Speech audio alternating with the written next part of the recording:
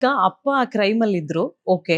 So ಮಗಳು ಕೂಡ ಕ್ರೈಮ್‌ಗೆ ಹೋಗ್ತಾಳೆ ಅಂದಾಗ ಎಲ್ಲೋ ಒಂದ್ ಕಡೆ ಅಮ್ಮ ಬೇಡ ಮಗಳೇ ನೀನ್ ಹೆಣ್ಮಗ್ಳು ಆರಾಮಾಗಿ ಮನೇಲಿರು. ಸೊ ಆ ಫೀಲ್ಡ್ ಬೇಡ. ಅಪ್ಪ ಹೋಗಿರೋದ್ ನಾನ್ ನೋಡಿದೀನಿ. ಸೊ ಆತರ ಯಾವತ್ತಾದ್ರೂ ಹೇಳಿದ್ದುಂಟಾ ಅಮ್ಮ? Not really. ನಮ್ಮ ಮನೆಯಲ್ಲಿ ಐ ಥಿಂಕ್ ಇಟ್ ವಾಸ್ ಎಲ್ಲರೂ ಹುಚ್ಚರು ಅಂತ ನಮ್ಮಮ್ಮ ಆಲ್ರೆಡಿ ಡಿಸೈಡ್ ಮಾಡಿದ್ರು ಅನ್ಸುತ್ತೆ. ಇವಳು ಒಂದು ಹುಚ್ಚು, ಅವರು ಒಂದು ಹುಚ್ಚರು, ಹೇಳಿ ಪ್ರಯೋಜನ ಇಲ್ಲ ಅಂತ.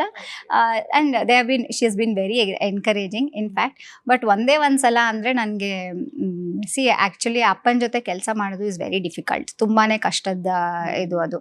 ನಾಟ್ ಬಿಕಾಸ್ ಏನಂತಾರೆ ಅವರು ಏನೋ ಕೆಟ್ಟವರು ಅಂತ ಹಂಗಲ್ಲ, ಬಟ್ ಅವ್ರ ಥರ ವರ್ಕಹಾಲಿಕ್ ಇನ್ನೊಬ್ರು ಇಲ್ಲ. ಆ್ಯಂಡ್ ಅವರು ಏನು ಹೇಳೋರು ಅಂದರೆ, ಮಗಳೇ ನಾನು ಮಲ್ಕೊಂಡ್ಬಿಟ್ಟಾಗ ಇನ್ಯಾರೋ ಒಬ್ಬರು ಬರೆದ್ಬಿಟ್ರೆ ಅವಾಗ ಹೇಗೆ, ನಾನು ಹೇಗೆ ಅದನ್ನು ತಗೊಳ್ಳೋದು, ನಾನು ಮಲಗಿರುವಾಗ ಇನ್ಯಾರೋ 10 ಪುಟ ಬರೆದ್ಬಿಟ್ರೆ ಅಂತ. So that level of eccentric work related ಇದಿತ್ತಲ್ಲ ಅವ್ರಿಗೆ, ಅದನ್ನು ಮ್ಯಾಚ್ ಮಾಡೋದು ತುಂಬಾ ಕಷ್ಟ ಆಗ್ತಿತ್ತು. So I may be his daughter, but doesn't mean that I am a separate entity, right? So ಅವಾಗ ಏನಾಗೋದು, ನನಗೆ ಮನೆಗೆ ಹೋಗಿಬಿಡ್ತಿರ್ಲಿಲ್ಲ.